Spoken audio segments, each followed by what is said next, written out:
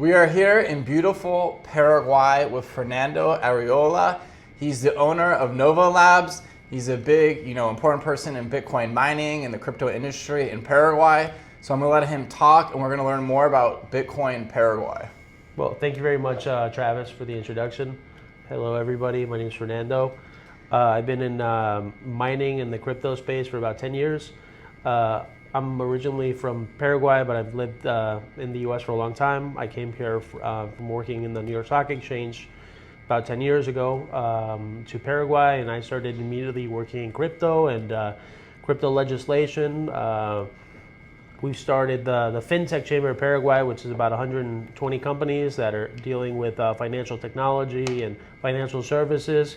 A big chunk of that is our companies that are using distributed ledger technology for FinTech or mining, cryptocurrency mining, and exchanges. So we're trying to kind of work through the legislative process here in Paraguay, following international best practices and working with the government to kind of make the environment a little bit more, let's say, proactive in terms of regulatory statuses and being able to get energy in Paraguay. So what is the current status of Bitcoin mining in Paraguay? Because I mine a little here, and there's new laws here, and what do those new laws, represent, or price increases? And you can tell us more about that in detail to people thinking about mining in Paraguay. Yeah, well, of course. What's the regulatory status of Paraguay is pretty much non-existent. What's really is really available is best practices legislation for AML, is prevention of money laundering, and that legislation is called 31421. And it's pretty much the best practices for the Financial Action Task Force. That's been widely accepted internationally if you want to work with with financial institutions, obviously. So what we've done in Paraguay is kind of like we Paraguayized it. We kind of like it's we nationalized the situation, and we work with the financial sector and pretty much with two banks to allow miners to be able to open bank accounts, which was not existent before, So Bitcoin mining's fully legal in the country. Fully There's legal. nothing against it, and they can use bank accounts, and it's getting integrated into the economy. Yes, that's now, it. what is the cost of energy here, and what used to be the cost of energy? And why is Bitcoin, one of the most popular places because of the dam? Explain that. Yeah, well, specifically the price of energy when we started mining in 2014 here was about 3.2 cents. Oh, wow. Yeah, right now for the same kind of consumption, you're at 6.4. Oh, wow. So it's pretty much doubled. Yeah. Now, why did that happen? The government or the energy company came in and raised the prices for everybody? Well, it's kind of the same thing that happened in Canada in 2016, 2018 to 2018 with Hydro-Québec. A whole bunch of people came here. There was a kind of a viral post that one of the deputies here from Congress said now that Paraguay was the best place for mining. They said some pretty, let's say, very low prices for energy, and that kind of led to an overcrowding in the market. So ANDE, which is the National Administration of Energy in Paraguay, received about 1,800 requests for power, and because of that, obviously, in crypto, not everything that shines is gold. So because of that over demand, the government said that they would, instead of creating a regulation, they were going to just regulate the atmosphere with an increase in price. Okay. So if you're a regular, industrial, company here, you get the energy at the 3.2 cents. 3.2. Yeah. But what they did is they made special costs for miners, and they jacked up the price. That's it. That's pretty much it. Now, is it 5.2 cents if you are a miner, or what? Well, there's different ways to consume energy. Okay. So there's obviously high voltage consumption, which is in two phases. One phase is 220,000 kilovolts, and the price of energy right there is $47.3. Then there is 66,000 kilovolts, which is around 52.5 right now, and that differential price is if you build a substation. So you have to. Energy in Paraguay is not that price of energy you get when you build millions of dollars of electrical infrastructure. And from my understanding, If you had a Bitcoin mining facility and it was just randomly in Paraguay, you kind of just got screwed with the new legislation. But if you had a mine that had a direct connection to the substation, you get discounted energy, or you kind of get the old rate of, is it 5.2 cents? Yeah, right now it's actually 56.24. Okay. So how do you get that? Is if you have an interconnection directly with a substation, it's called a dedicated line. So everybody that's in crypto, build a dedicated line.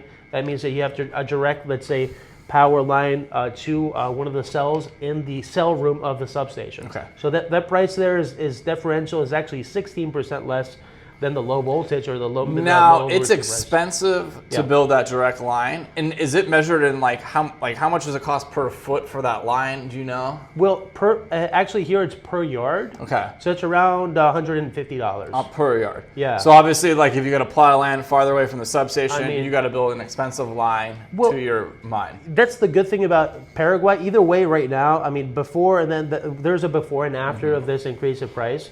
Because last year, if we're talking about last year at the same time, the price of energy was lower, but nobody was getting energy.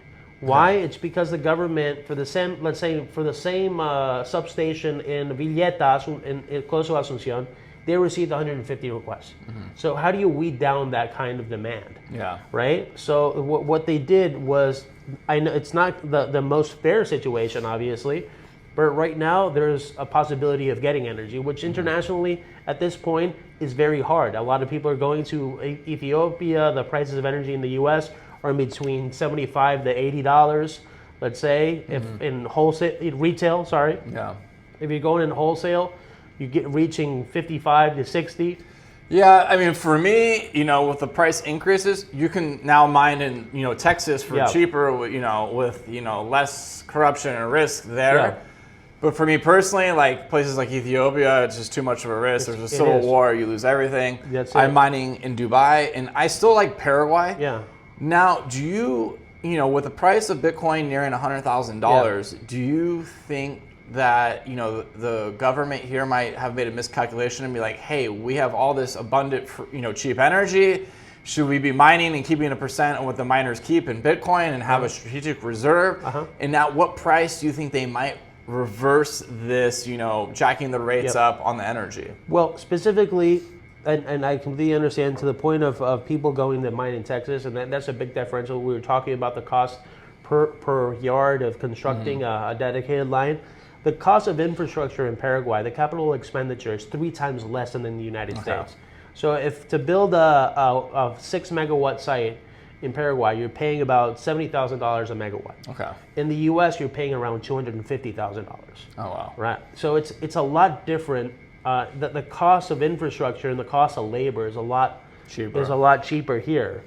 Now, my other question: when you go to the energy company or Andy and you want a 1 megawatt, what is the deposit required per megawatt? Well, the deposit, the legal deposit is 2 months of your power bill. Which would be come out to what? Well, right now, let's do the calculation. It's going to be around $75,000. $75,000 a megawatt? Yeah. So Bitcoin mining is capital intensive. So you got to put 75 grand down, and then you're saying 70,000 in infrastructure per megawatt. So you're coming out to I'm going to be big very cash up exact. front. So it's 5624 times 24 times 30.41 times 56.24. You're at $41,046 a megawatt cost of energy, flat. So if you have to pay 2 months of, I was wrong, it's $82,092. Okay. So that's a lot. Yeah. So either way, if we've considered, and I've also done mining in Texas, and we've done mining in Virginia, and we've done mining in New York. What we see as most of the retail companies always ask you for a warranty either way. And getting that warranty, it's a hassle. So that's the same thing in Paraguay. I mean, the difference in between you the difference in complication when Paraguay is you're not dealing with a private company, you're dealing with a government, and the government always has to pay you back. Yeah. So either if there's a lot of schlep or there's a lot of red tape, you're always going to get your money back. Okay. That's not always the case in a private company. And I've had complicated situations with private companies that didn't want to, return my deposit. So now, for those of you that don't know, why Paraguay is so popular in Bitcoin mining is I believe they have the third largest hydroelectric dam in the world. Second largest. Second largest is Itapu Dam. It's the second largest. The Itaipu Dam is located in the east side of Paraguay. It's the second largest because the largest is actually the Three Gorges Dam of China. And it's actually the most powerful hydroelectric dam in the world. As far as energy it produces? It's because the Three Gorges Dam only produces more energy than Itaipu in monsoon season. So that's only 3 months out of the year. So there's an excedent of about 8,000 megawatts in Paraguay right now. Okay. Now, Brazil and Paraguay built this dam together and are each 50% owners. Yes. And correct me if I'm wrong, for years, Paraguay is an agricultural country. They don't have use for all of this abundant energy. That's correct. So they've been selling it back to Brazil, which is a far larger country, for pennies on the dollar. Yep, that's true. Here comes Bitcoin. We can charge more money. We can mine here. Uh-huh. And, they just changed all these laws kind of to mess with the miners. And is that, with Brazilian influence or what's kind of going on there? Well, to reach a previous point on what we've been told about the relationship with the government and what the government has told us, because there's a before and after 2027, right? Why? With all the miners that signed contracts with Ande, they all finish and conclude in the end of December 31st of 2027. What the government indicated is, okay, guys, we have this situation right now. We need this money. There's an overcrowding in the market. At the end of this time, we're going to give you a discount in energy because legislatively, because of the Itaipu, it's called the Annex C of the Itaipu agreement with Ande, in between the Paraguayan government and the Brazilian government. In Itaipu, the financial entity that owns Itaipu, the price of production of energy is going to go down to around $10, right, per megawatt. So right now it's at $19.25. Oh wow! So the price is going to go down. Yeah, it's going to go down exponentially. What happens when the price goes down? By law, because of Ande's law of incorporation, it's called Ley Orgánica. Ande can't legally increase the price on miners again. Actually, they have to reduce the price. According to the reduction of price of Itaipu. And it's something legal. If they want to change the price on us again, it's anti-constitutional and it's illegal and we can sue. What they told us is, okay, you're being a good sport. After 2027, we're going to give you a much better rate and you could possibly get up to a 20% discount in the price of energy, which would bring us at, let's say, $42, $43. Hopefully. Which would be very good for mining. Which would be great, specifically at that point, and where we're also reaching again a little threshold in between a maximum Bitcoin price and starting again to see what we're going to do to reach the next halving. Because if we're talking about 2028, it's very we don't know what's going to happen yet.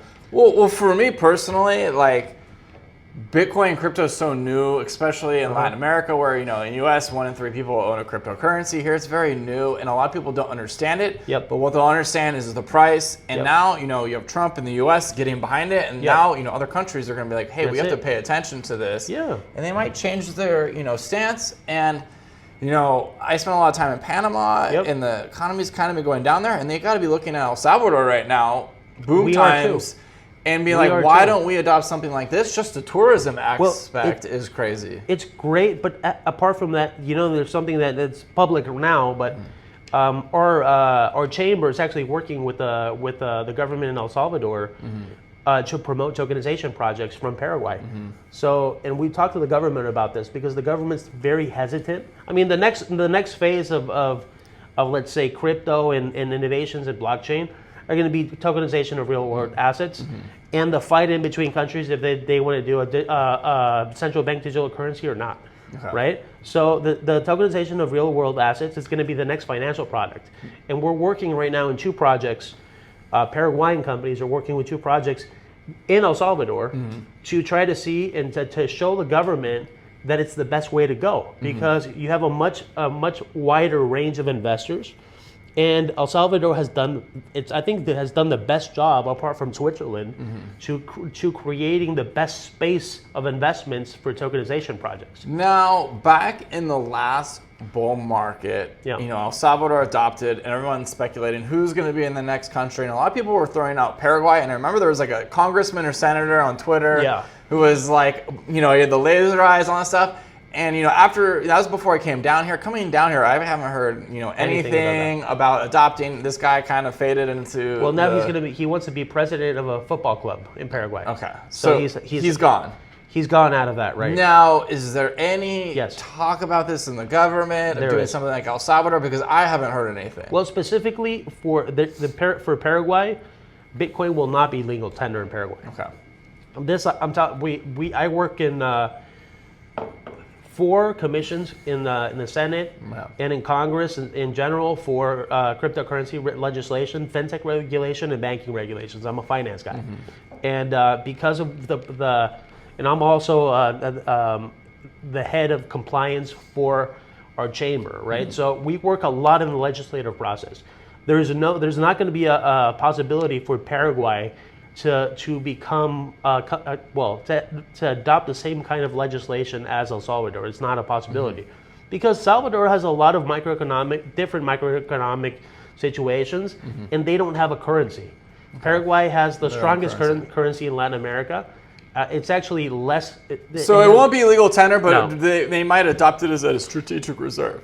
They might adopt, and I think that they will adopt a legal reserve when we pass a legislation for mining. Okay. Why? It's because we're promoting for miners to instead of us getting a higher price every single time that the government needs money, the best situation would be for us to pay some sort of tax or some sort of profit share to the government, and where they will receive that in Bitcoin.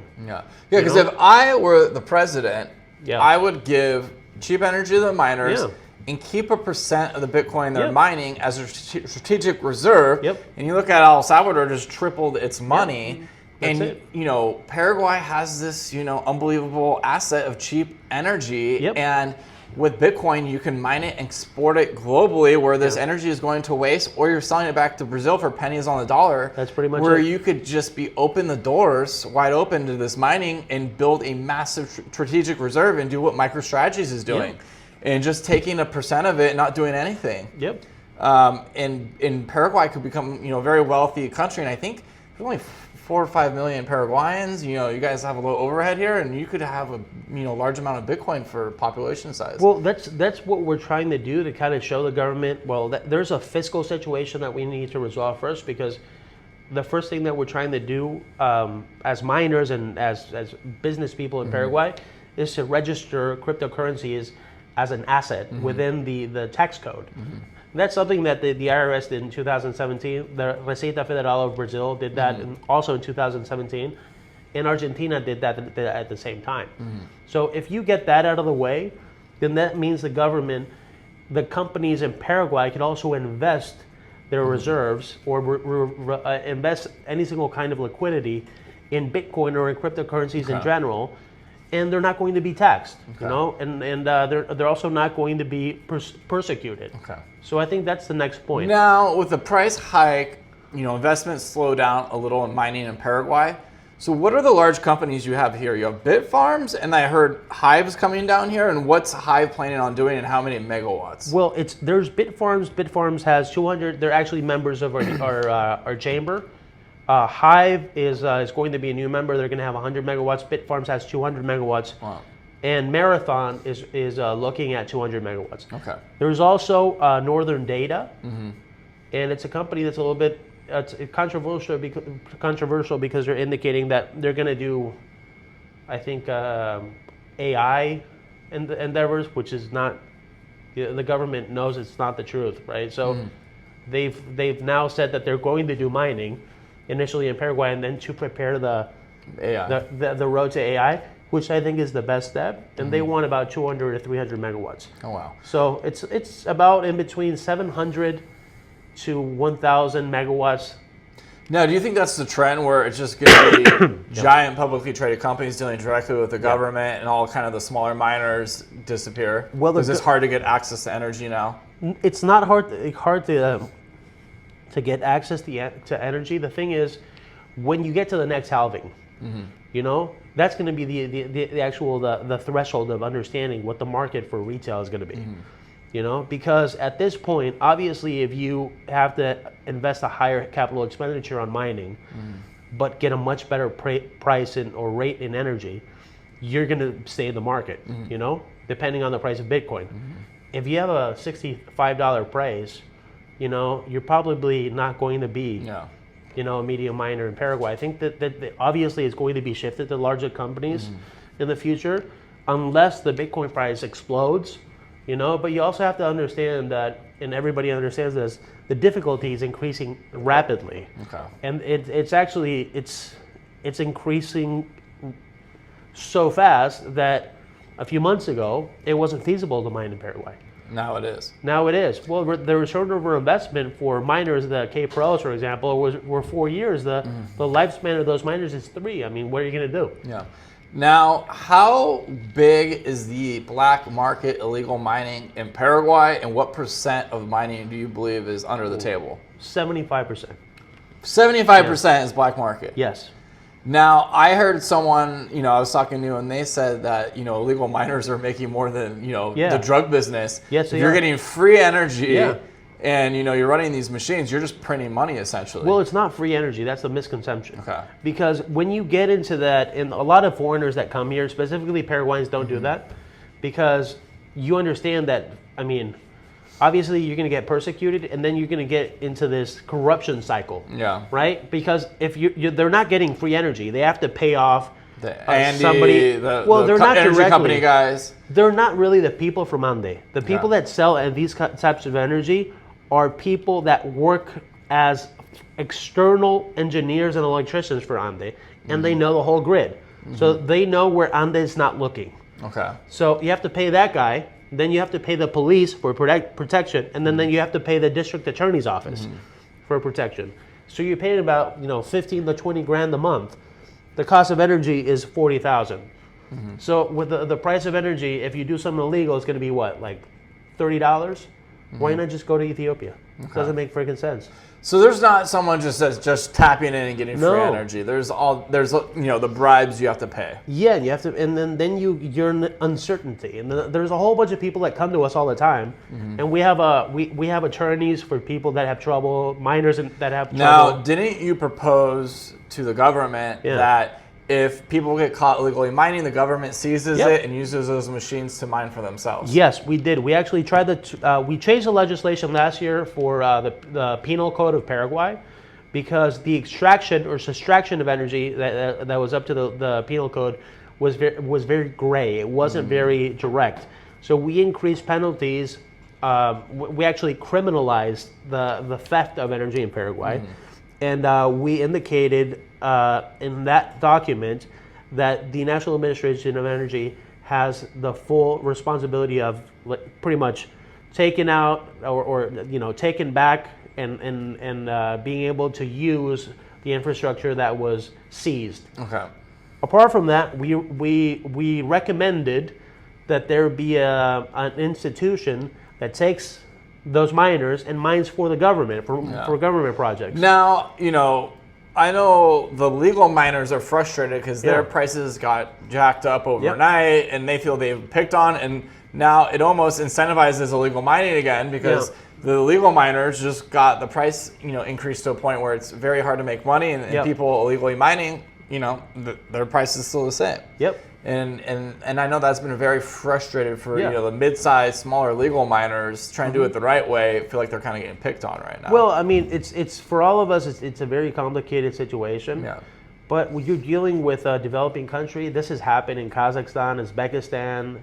It's happening in Georgia. It's also happening in Russia. It happened in China. They kicked everybody out. So it's always a very risky business. The positive note of Paraguay is here there's a good environment. It's safe. Yeah. You know, there's no. Yeah, a lot of people don't know Paraguay. They think it's Wild West. It's a pretty safe country. Well, it's safer than Asunción is safer than São Paulo, Buenos Aires, or Rio de Janeiro. I mean, it's super safe city. It's the safest city in this part of the world. Yeah. And it's very easy to do business. Yeah. The thing is, obviously, everything takes time in Latin America. It's not like the U.S. where you can do your patent registry. Here. Yeah, that's the only thing. But you'll find the same situation in Ethiopia. The same situation in a lot of people are talking about going to Brazil. In Brazil, it's concerning. Yeah. Because in Brazil, you have hidden taxes over hidden taxes over hidden taxes. So there's a lot of companies that started looking at Brazil as a possibility. But then you have to see how much you're paying for importation of miners, for example. It's like 80%. No. Right now, they did something new, and they said that you could do a legal importation. You could do let's say, without paying duties on the miners, but it still costs 38%. Oh. So you're losing. Now, what's the legality of mining in Brazil? Is it just gray area? Or? No, there isn't. It's an industrial activity. It's considered, depending on what you do. If you do hosting, it's a service. If you're doing mining, it's an industrial activity. But isn't the government just realize it's missing out because people are literally just putting their mines on the other side of the border and building infrastructure and hiring people in Brazil now? Unfortunately, they don't care. Yeah. We've tried and we've explained. The National Administration of Energy has done a good job to lobby with the government. I think that it's not going to last very long because there's a lot of untruthfulness in the situation. And right now, the government has requested for companies to come and invest in Paraguay, not really in mining, but in general. But it's not working out because even the companies that are coming here to position themselves as an investment opportunity, they're not getting energy. And they're not getting the large contracts. So if I wanted to build a factory for something else, you're not getting approved for energy? No, you're not. And they're requesting for you to produce energy. Now, that's kind of ridiculous because you guys have abundant energy and, a company can't come here and build a factory because they're not getting energy. That's it. That's it. And is that just politics? Yeah, it is. Okay. 100% politics. Okay. So I think that's going to change after well, it's also, you have to think about it because you have to look at the two sides of the coin, politically, what happens if the negotiation with Brazil goes badly? And the price of energy, instead of going down, goes up. Then the National Administration of Energy will have a responsibility without knowing what their responsibility with a binational company is. So I understand their point, but it's not. They were put under this situation because of a multilateral agreement in between two nations, and it's a geopolitical problem. Yeah. So you can't really blame them. Now, is this dam paid for? It is. Yeah, it's been paid for. 100%. So it was a good investment. Now, my other question is, isn't there another dam that's smaller on the Argentine border? Yep. How much does that produce, and can miners go there? Yes, they can. It's actually, right now, the Yacyretá Dam, which is in the border with Argentina, has an excedent of 3.5 megawatts, 3.5 gigawatts, which are 3,500 megawatts. The issue is that dam is with Argentina. There's a lot of political problems linked to that because Argentina does not pay for the energy that it consumes. So it hasn't paid Paraguay in a long time, and they still. Now, is that in a partnership with them? Yeah. So why doesn't our Paraguay stop giving it to them? That's what we're trying to do. We have a project with the government right now for them to grant us a 500 megawatt industrial park. And they're, trying to see if we can bring more companies into Paraguay. Not only mining, but whatever is energy intensive is so great. Well, it's we're talking because the government also says something else, which is true. There's no vertical integration for the companies that are coming here. So why aren't the manufacturers coming here? Why aren't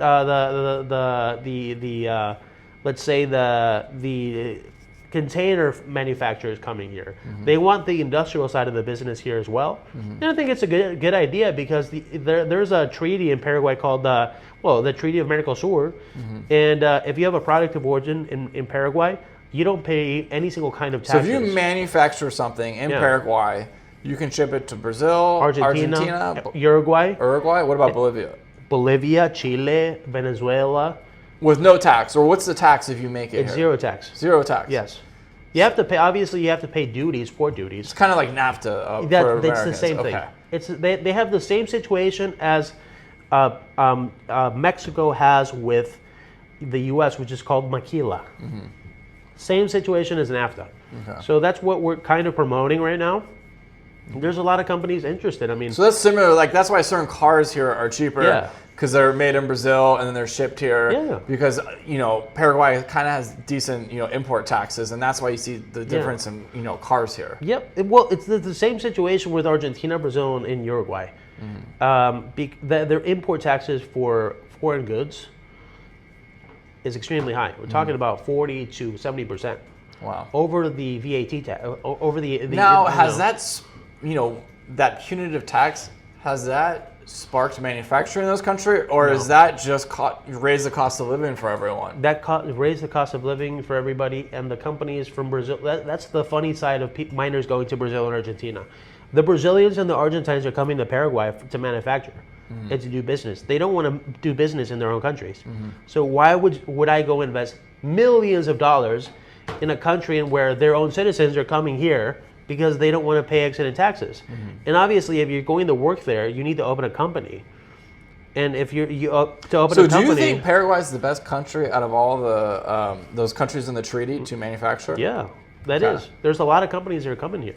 A lot of auto manufacturers, Mahindra, Tata, which are two giant conglomerates from India, are coming. Tata owns Land Rover and Jaguar. I mean, it's wasn't there, like, I don't know if this was a rumor, but back in the last bull market, Taiwan Semiconductor was thinking about opening a plant here. There's a plant that's coming here to start manufacturing. Really? Yep. Because I know Paraguay is one of the few countries that recognizes Taiwan in South America. Yep. Obviously, China's not happy with that. Yeah. But so that's the real possibility. Yep. Is that actually happening? That's happening right now, and that it will. I mean, Taiwan's already opened 2 factories in India, which is we were just with the government of India yesterday. Actually, we're talking about this, and we're promoting this the tech manufacturing here. It's because it's so feasible, and obviously, the cost of raw materials, because of the laws that we have, we get an exempt of import taxes or duties from the import of raw materials. Okay. Now, what I see maybe as a kind of a bottleneck to manufacturing is like you guys don't have the vertical integration here. That's it. So like when China, everything's made in China, you can find the parts for everything. Like I manufacture an ATM. All these companies that make the components are in China, where you need to import the majority of the components here. Well, the good thing about the Treaty of Mercosur is that the product of origin is product of origin Mercosur. So if you can't get parts, and I know this because I'm manufacturing for a client we're starting to manufacture for a client in China, I can buy the parts from Brazil, Argentina, or Uruguay. So, and those are much more industrialized nations in terms of, tech parts. Now, say those parts aren't in those countries, and you want to manufacture, what % of your product needs to be produced in the treaty countries to be considered, product of origin? Depending on the product, in between 40 to 60%. Okay. But what does go into it is all the cost of production. So staff, rent, cost of living, everything goes into the price of production.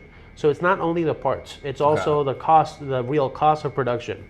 Now, I don't know if you can talk about this, but are Bitcoin mining manufacturers thinking about manufacturing in Paraguay for distribution in this region? Yeah, they are. We're actually, my company is talking to one of them, and we're closing a deal to start. It'll be the first manufacturing site. Well, actually, it's going to be an assembly line. Assembly, where they're going to, put the extra components in here, bring jobs here, and then you can ship these to Brazil and Argentina and avoid the taxes. Well, yes, and I think that's going to be the next case for. Why hasn't someone done this earlier? Because they didn't have to. Think about it. I mean, Bitmain and MicroBT, they monopolize the market, and they don't need to invest in manufacturing and doing anything else. People fight to get their products. Well, not right now specifically, but in this bull market, things are going to get crazy again. Miner prices have gone up 12% in the past 3 weeks.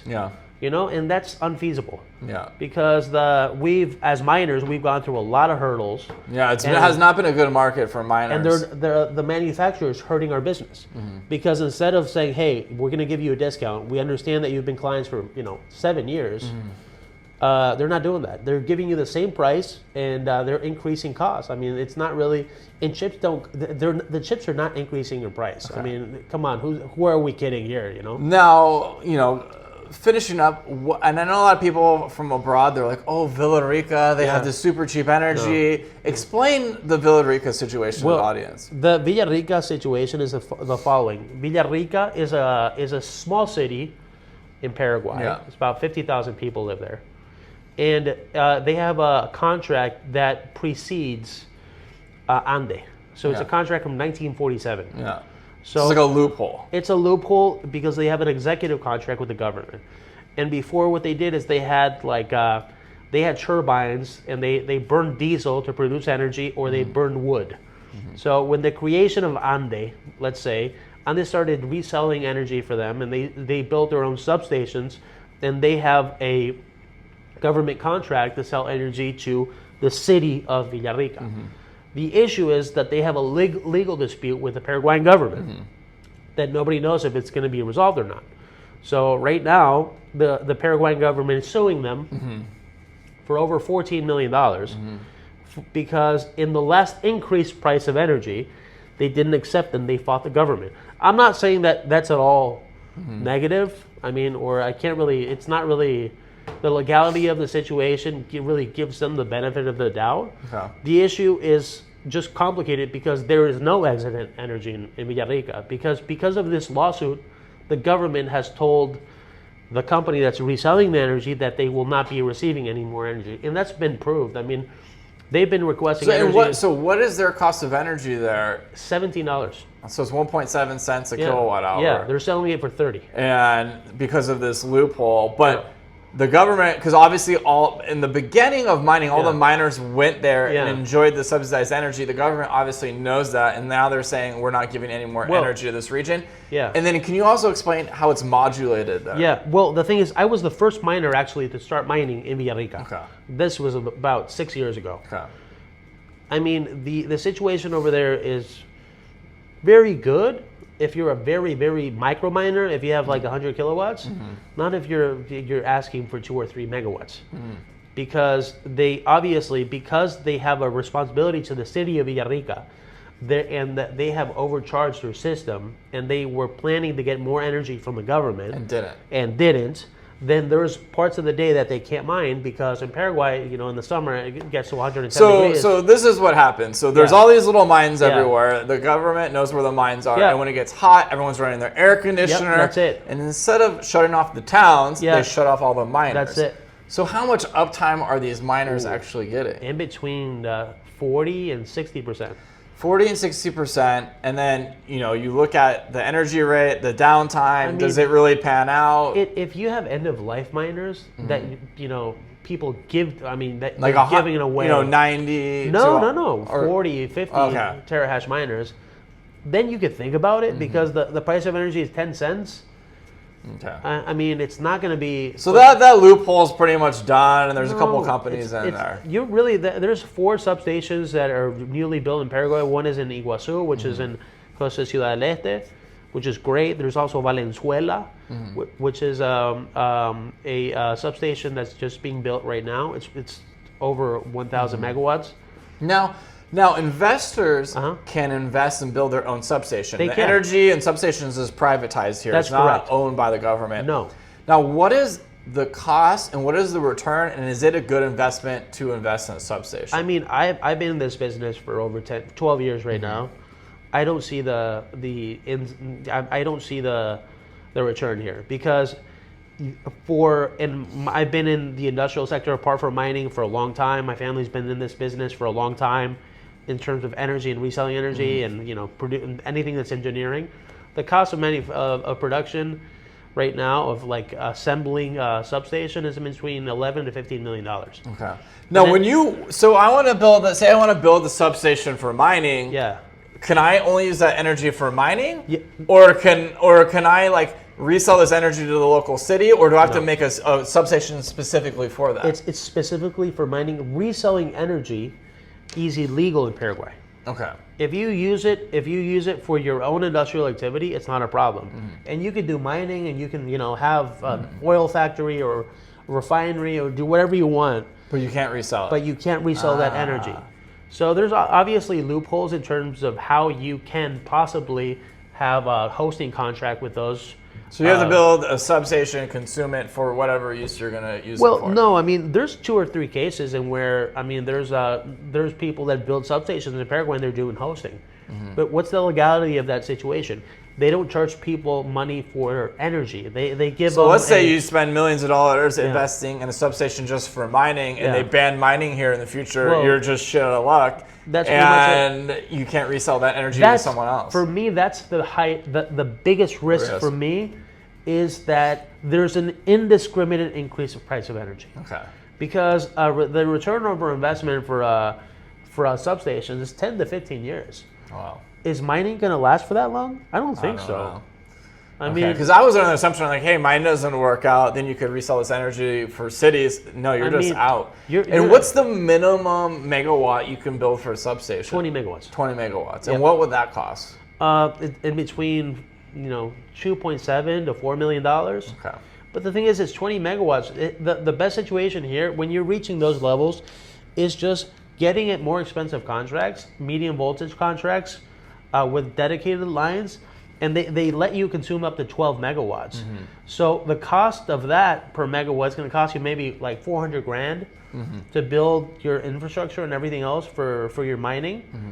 Instead of spending millions of dollars and having that kind of situation. And there's also a contractual agreement with the government that is a take or pay clause. So you can't just say, hey, no, mining is doing bad and I'm just going to turn off the faucet. You have to pay up to 80% of the power in your contract. In the cases of the dedicated power from medium voltage, you pay something, but you don't pay 80% of your contract, which is a multi-million-dollar contract. You maybe lose a few $1,000s instead of a few $1 million.